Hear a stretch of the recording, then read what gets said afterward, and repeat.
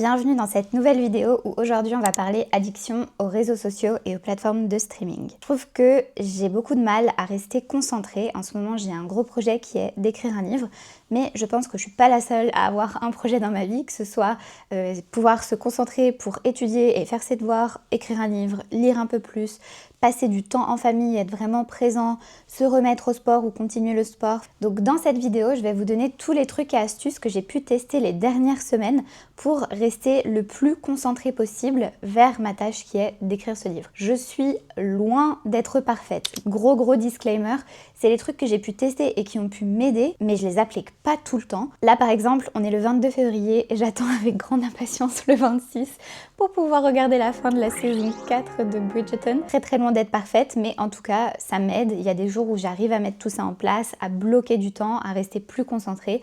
Donc c'est parti, je vous donne tous mes trucs et astuces. Voici tout ce qu'on peut faire avec un téléphone portable. Tout d'abord, dessus, on peut supprimer les applications. Moi, j'ai supprimé YouTube et Instagram parce que c'est les deux applications sur lesquelles je scrollais. Si vous en avez d'autres, ça peut être d'autres applications. La première étape, c'est de les supprimer. Une autre chose, c'est de mettre votre téléphone en mode échelle de gris. C'est assez facile, enfin ça dépend de chaque portable. Vous pouvez regarder sur Google comment faire, essayer. C'est assez bizarre au début. Franchement, testez juste pour voir ce que ça fait. Et si vous avez une grosse addiction aux réseaux sociaux, ça peut essayer de vous aider aussi à y rester moins longtemps, à en avoir moins envie. Ça vous apporte moins de dopamine si vous êtes sur l'échelle de gris a priori. Après, je trouve que c'est difficile d'y aller vraiment d'un seul coup et du coup j'ai dû trouver des choses pour remplacer un peu cette addiction. C'est bien de se préparer avec des choses qui vont nous apaiser quand même un petit peu. Et donc pour ça, il y a la phrase if then, donc si, alors. On prend si avec son addiction, donc si j'ai envie de scroller sur les réseaux sociaux par exemple, alors je mets ça en place. Ce que j'ai trouvé comme phrase qui fonctionne pour moi, c'est si j'ai envie de scroller sur les réseaux sociaux, alors je lance la radio. J'ai téléchargé une application de radio. Le matin, tu scrolles sur tes réseaux sociaux, t'es un peu bloqué, tu restes dessus, c'est difficile de te mettre au travail après. Encore plus quand t'es en freelance et que t'as personne qui t'attend et qui te dit « Allez ma belle, je suis le patron ». C'est l'heure, ça devient compliqué. Le matin, quand je me réveille, hop, mon habitude c'est de récupérer mon portable que je laisse plus dans ma chambre à coucher. Ça m'aide aussi de le laisser dans une autre pièce. Je me lève, je récupère mon portable, hop, je clique et je lance l'application de radio. Comme ça, mes doigts ils font quand même un petit clic quelque part. Moi, ça me fait du bien et en même temps, c'est pas un truc auquel je suis addict, la radio. Et du coup, ça me permet d'apaiser cette envie. Une autre chose à laquelle j'étais addict, pour laquelle j'ai dû trouver des vrais blocages, c'était YouTube, Netflix, Canal+, etc. Toutes les applis de streaming. Ouais, je travaille de la maison, il n'y a personne pour me surveiller, il n'y a personne qui m'attend au coin du mois pour me dire qu'est-ce que tu as fait, qu'est-ce que tu as produit ce mois-ci, est-ce que ton travail il est fait, quel travail, de qui, de quoi. En fait maintenant c'est moi qui choisis parce que je suis freelance, donc il fallait vraiment que je me contrôle. Ce que je n'arrivais pas du tout à faire au début, je l'admets, hein. Vraiment c'était très compliqué, j'ai perdu quelques journées à regarder des séries en entier, à regarder des vidéos YouTube toute la journée, à plus savoir quoi en faire. D'ailleurs j'en parle rapidement dans mon vlog précédent, donc j'ai dû trouver des solutions et pour ça j'utilise l'application qui s'appelle Cold Turkey. C'est pas du tout une collaboration, c'est une application qui s'achète une fois. En fait dessus on peut créer des blocs et on peut choisir soit si on bloque un certain nombre de sites que pour les heures pour lesquelles on travaille, soit si on les bloque tout court. Et il y a plusieurs manières de les bloquer. Soit il y a juste un truc qu'on clique et qu'on déclique.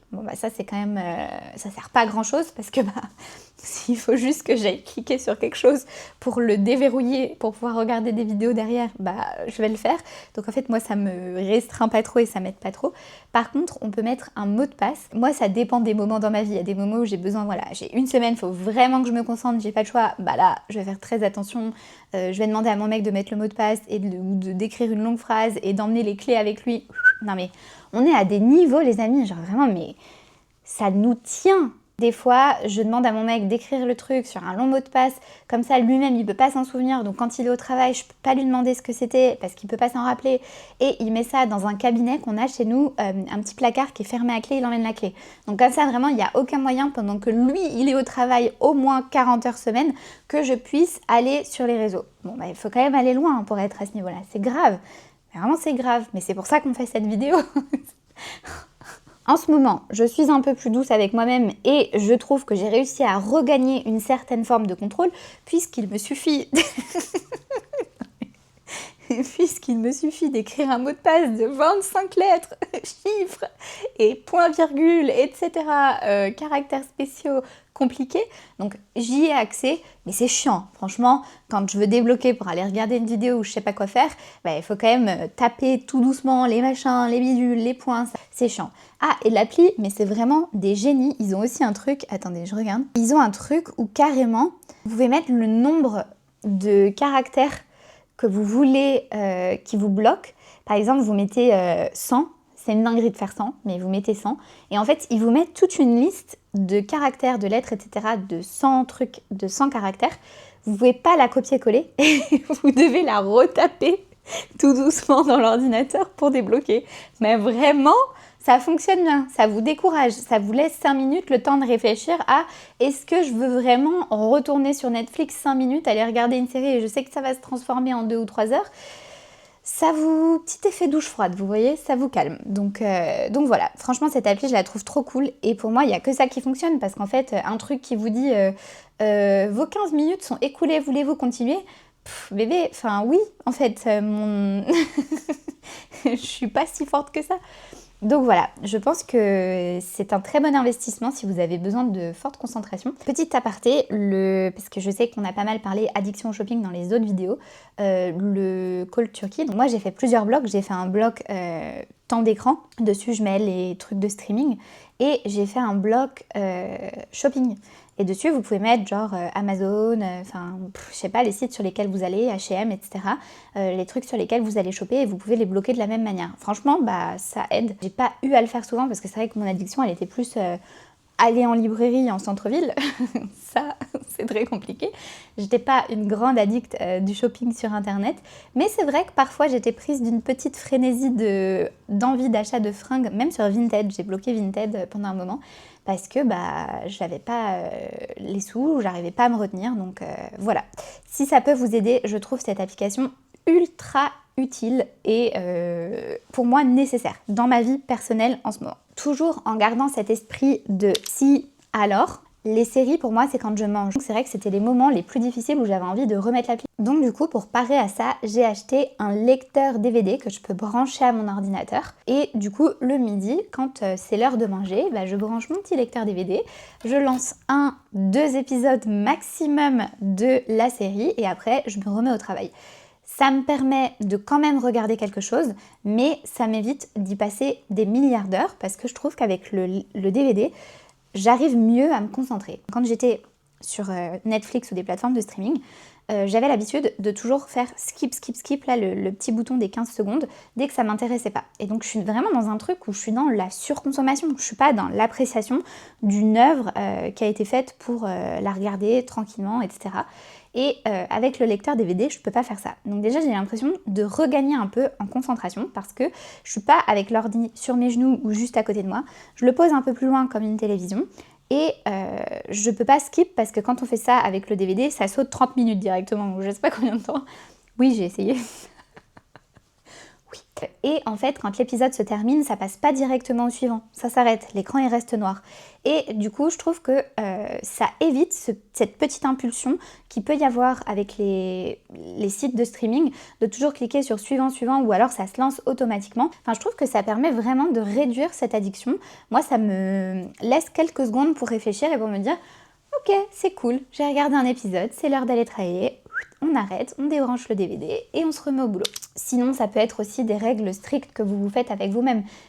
Si j'ai envie de regarder quelque chose pendant le repas ou à tel moment de la journée, alors je me mets un timer de 30 minutes sur mon téléphone et je ne le dépasse pas. 45 minutes pour la pause déj, j'en sais rien. Vous mettez le timer qui vous semble ok et vous le dépassez pas. Comme ça, vous savez que vous avez ce temps-là qui est dédié à ce moment de détente et que ça reste un vrai moment de détente, qu'on n'est pas dans le scroll interminable ou le binge-watch interminable et vous vous arrêtez quand le timer sonne. Il y a la règle du 1, 2, 3 aussi.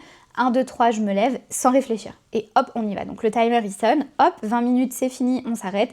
1, 2, 3, je me lève et c'est fini, on n'en parle plus. Et si là, je sens que j'ai encore un peu de réticence, un peu de... voilà, qui me reste accroché au corps, hop, salle de bain, eau froide sur le visage et hop, on passe à la scène suivante de notre vie, on passe à quelque chose d'autre. Donc maintenant qu'on a parlé des deux plus grosses addictions aux écrans, donc le téléphone et l'ordinateur, je vais vous donner tous mes conseils en vrac pour rester concentré et garder cette concentration au maximum. La première, si ça peut vous aider, c'est la technique Pomodoro. En fait, c'est une technique où on travaille un certain nombre de temps et ensuite on prend une pause un certain nombre de temps et on répète cette action plusieurs fois parce que c'est vrai que le cerveau il a besoin de prendre des pauses pour rester concentré. Il y a plein de vidéos YouTube avec des petites musiques de fond qui suivent cette technique et qui vous disent directement hop, c'est l'heure de travailler, hop, c'est l'heure de prendre une pause. Comme ça, vous êtes guidé. Ça peut être pas mal. Quelque chose qui, je me suis rendu compte ces dernières semaines, m'a beaucoup aidé à rester concentrée, c'est d'aller me promener. De vraiment tous les jours me forcer à aller dehors, peu importe le temps. Et croyez-moi, c'était pas le meilleur des temps ces temps-ci à Cologne. J'habite en Allemagne, il fait très gris, il pleuvait quasiment tous les jours. Donc c'est pas facile, mais je me force, je mets un caouet, peu importe. Je me suis prise des grêlons l'autre jour. Vraiment, c'est catastrophique. Mais je vais dehors et j'essaye de faire au moins 4-5 000 pas au minimum, une petite promenade pour prendre l'air, pour voir le soleil. Mais en fait, je me rends compte que ça m'aide à rester concentrée pendant le reste de la journée parce que j'ai déjà fait cette petite activité d'aller dehors.